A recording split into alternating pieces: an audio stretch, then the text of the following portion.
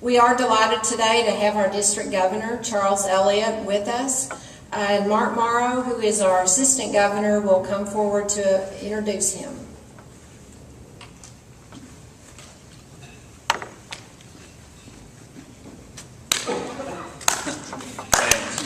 No, just throw money. It is my distinguished pleasure today to introduce my friend Charles Elliott as your district governor this year. I'm going to read this page because if I don't, I will leave something out. And he's had years of service, and all these things are very worthwhile mentioning. Charles became a member of the Rotary Club of West Memphis in March of 1997. He served as board member, secretary, and president. In 2009 and 10, the club was awarded presidential citation and the governor's banner, and Charles was named President of the Year in the medium-large club category. 2010-11, Charles was an assistant governor and was named the West Memphis Club's Rotarian of the Year. Charles is a multiple Paul Harris Fellow, a benefactor, and a major donor. So the Rotary Foundation has a soft spot in his heart for that. He's a native Arkansan. He grew up in cities of Newport, Jonesboro, Osceola, and West Memphis. He attended the University of Arkansas and graduated from Lambeth University in Jackson, Tennessee in 1967. Charles began his business career in banking and later entered the real estate business. Though he is a licensed real estate broker, he is no longer active in the real estate except managing his own investments. Charles served 22 years in the Arkansas Army National Guard. You see a pattern here of service, right? Charles is a member of the West Memphis Chamber of Commerce and is the Chamber's past as president-elect. So it continues on. Not only district governor, but he's keeping it real there in the cities of West Memphis as well. He's a trustee of the Crittenden Regional Hospital and a past president of the West Memphis Public School Foundation, Incorporated. Charles has served on boards of Lambeth University Foundation and the Mid-South Community College Foundation, and is a member of the Crittenden County Board of Realtors. Charles is married to former Gloria Jean Bryson of Pickwick Dam, Tennessee. They've been married for 46 years and have one son and two granddaughters. Though Gloria is not a Rotarian, she is a Paul Harris Fellow. Charles and Gloria are members of the First United Methodist Church in West Memphis, where he has served on the Administrative Council, the Finance Committee, and as a lay member to the annual conference. Ladies and gentlemen, Rotarians, Charles Elliott, District Governor.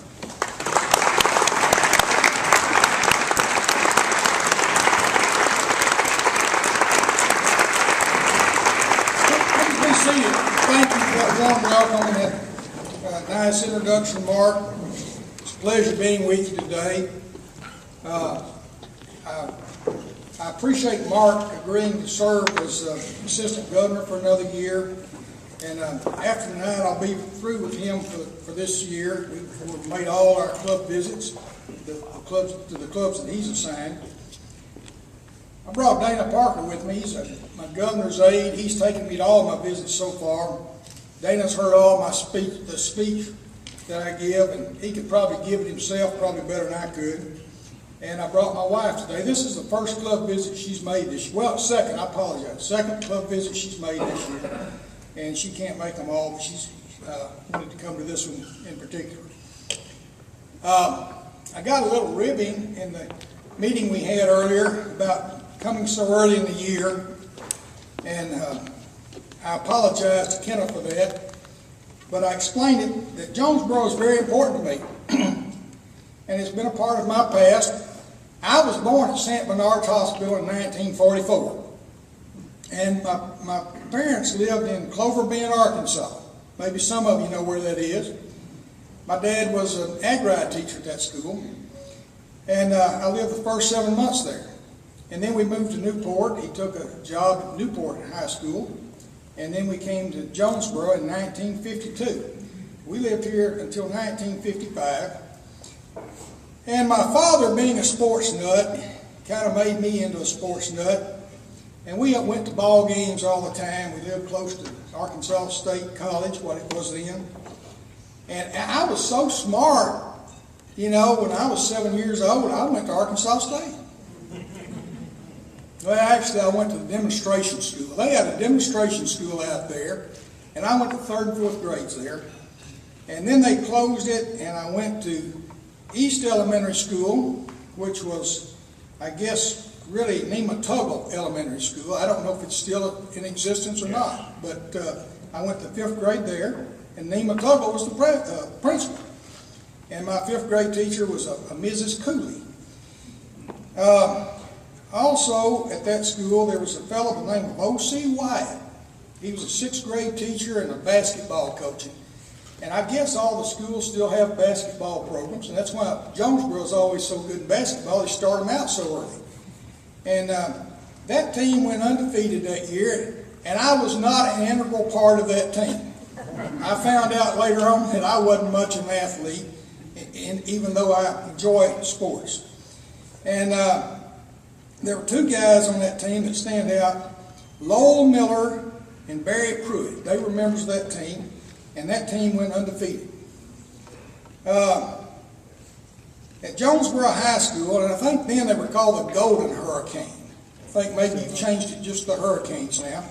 But the football coach was Chili Davis. And someone told me last week that he's still living. And that's wonderful. The basketball coach at Jonesboro was a fellow by the name of Troy Bledsoe. And in 1954-55, that team went undefeated and won the Arkansas State Basketball Championship. And I can still tell you the starting lineup. I wrote it down, but I did this from memory. Ralph Childs was a guard. Don Riggs was a guard. He was the only junior in the starting lineup. Larry Grisham was a center. Bill Momo was a forward, and James Hunt was a forward.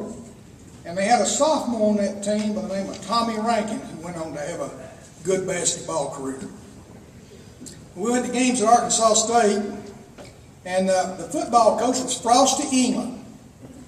And they had some good teams. They went to the Refrigerator Bowl, I think in Evanston, Illinois, and the Tangerine Bowl down in Orlando, Florida, which that bowl became the forerunner of the Capital One Bowl, and who knows what it's called now, but they went to those bowls. And he left to go to, I believe, the University of Toledo. And his successor was a fellow by the name of Harmon. I don't know his first name. And the basketball coach was John Roth. And the athletic director and baseball coach was a fellow by the name of J.A. Ike Tomlinson. And I guess really more important than all of that, I was baptized at the First Methodist Church on Palm Sunday of 1955. So I had a good experience and grow up in Jonesboro, and it was an important part of my growing up. Your club was chartered on August 1st, 1919. You already knew that, of course. You probably already know that, also know that this club has been real important to this district and the forerunner of our district, whatever designation it had. But by my calculations, this club has produced 10 past district governors. I'll not state the years they served, but Herbert Parker, D.B. Aycock, is that right? Carl Ring, Jack C. Deacon, Roy H. Jolly, John Kenneth Beatles, Jerry W. Brackett, Marilyn Hummelstein, Robert Lee Bob Warner Jr., and Ray Keller.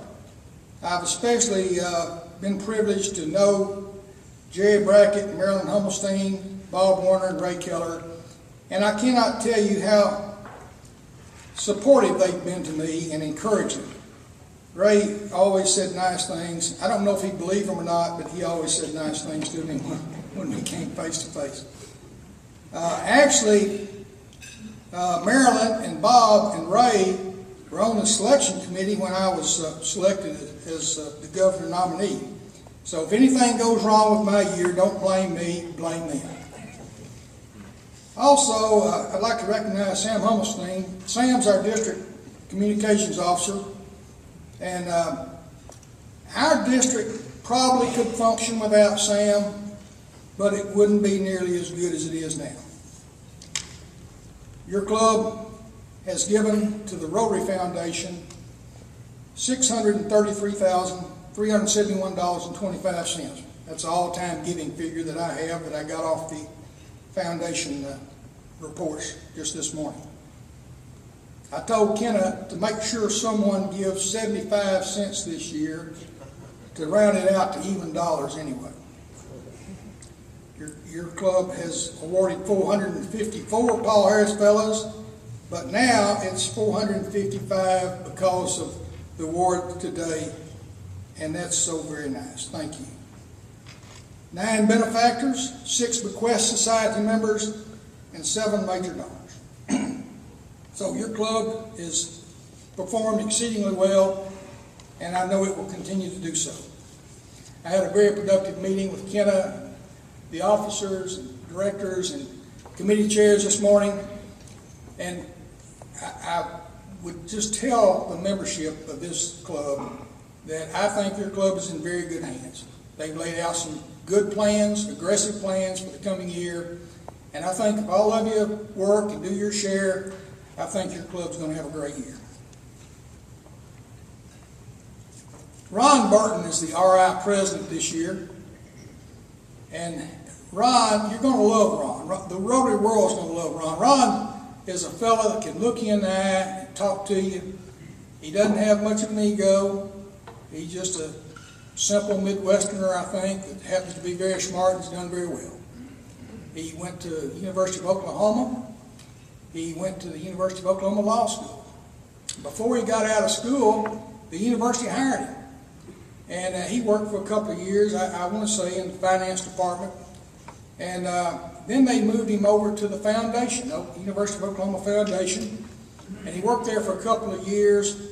And then he became president of the University of Oklahoma Foundation at a pretty young age and served there for 30 years. He retired just a few years ago and got on track to become RI president. His theme this year is Engage Rotary, Change Lives. And I think that that's been our theme for a long time. That's what we've endeavored to do, even though that wasn't our stated theme, to change lives. My pastor tells me, and tells my congregation, our congregation, Methodist Church in Jonesboro, in West Memphis, pardon me, that what we ought to do as Christians is seek out the least, the last, and the lost. I think Rotary does that as well.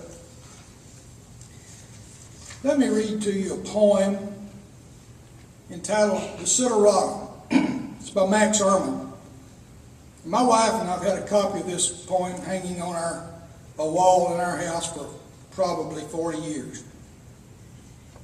Go placidly amid the noise and haste, and remember what peace there may be in silence. As far as possible, without surrender, be on good terms with all persons. Speak your truth quietly and clearly, and listen to others, even to the dull and the ignorant. They too have their story. Avoid loud and aggressive persons. They are vexations to the spirit. If you compare yourself with others, you may become vain and bitter, for always there will be greater and lesser persons than yourself. Enjoy your achievements as well as your plans.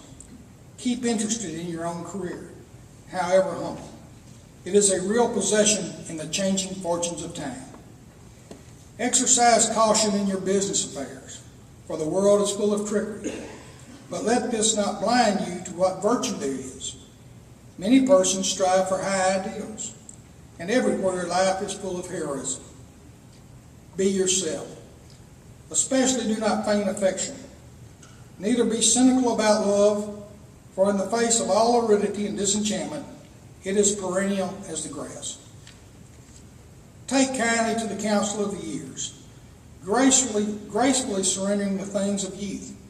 Nurture strength of spirit to shield you in sudden misfortune. But do not distress yourself with imaginings. Many fears are born of fatigue and loneliness.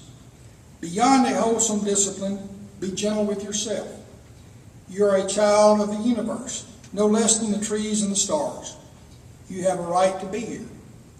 And whether or not it is clear to you, no doubt the universe is unfolding as it should.